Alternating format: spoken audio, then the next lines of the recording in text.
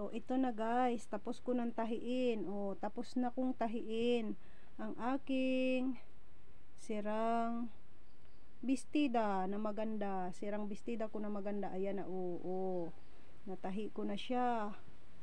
O, maganda na uli. Wala na siyang sira. O, pakita ko sa inyo yung loob. O, wala nang sira. Mukhang bago na uli. O, wala na. O, wala na siyang butas. O, wala na. O, napakaganda ng aking pagkakagawa sa kanya guys. O, malambot na malambot kasi ang tela nito guys. Malambot. Malambot na malambot siya at paboritong paborito ko. Ayan o. Maganda siya kasi mabulad yan siya guys. Mabulad sa ano. Hanggang half legs ko lang ito guys ang kanyang haba. Hindi siya abot sa tuhod. Half legs lang guys. Kaya ma-press ko siya isuot. Kasi nakahubad siya sa likod guys.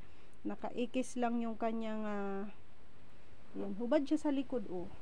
Hubad siya sa likod. Kikay kasi akong manamit guys. Kikay ako manamit guys. Kaya gusto ko yung presko. Ayan. Kaya naman naka-jacket ang inyong lingkod ngayon. Kaya sobrang lamig dito sa aming lugar. Kasi nga ay maulan. Maulan. Ayan. Reason why hindi nakapasok ang inyong lingkod. Hindi ako pinapasok ng nanay ko. Kaya madulas ang daanan guys. Madulas ang daan. Kaya nasa bukid man kami guys. So ayan guys, ang ganda-ganda 'Di ba? Ang bulad-bulad ng kanyang ang bulad ng kanyang laylayan. Mabulad ang kanyang laylayan.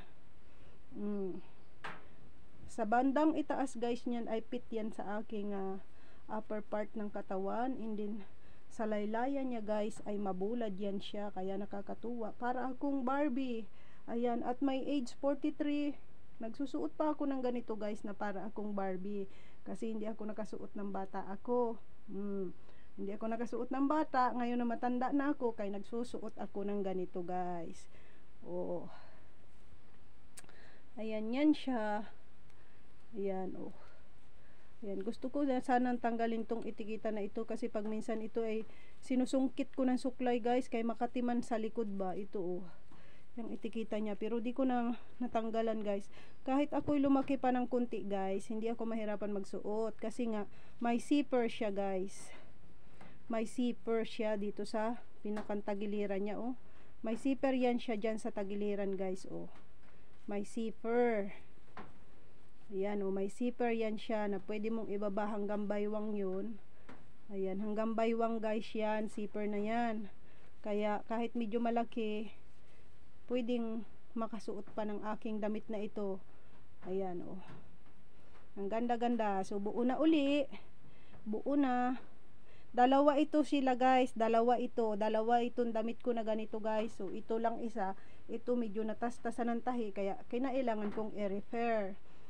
Ayan, okay na uli siya guys. Kaya masusuot ko na uli ito pagpasok ko. So hanggang dito na lang guys ang ating video. Sana ay may natutunan kayo at sana ay natuwa kayo sa aking ibinahaging video ngayong araw. Sana din ay may natutunan kayo. Sana ay nai-inspire kayo sa mga ginagawa ko at inishishare kong video sa aking channel. Kaya naman, kung bago ka pa lang sa aking channel, huwag mong kalimutang mag-subscribe, Justina07 Mix Vlogs, and don't forget to hit the bell button, select all para lagi kang updated sa mga susunod ko pang upload na video.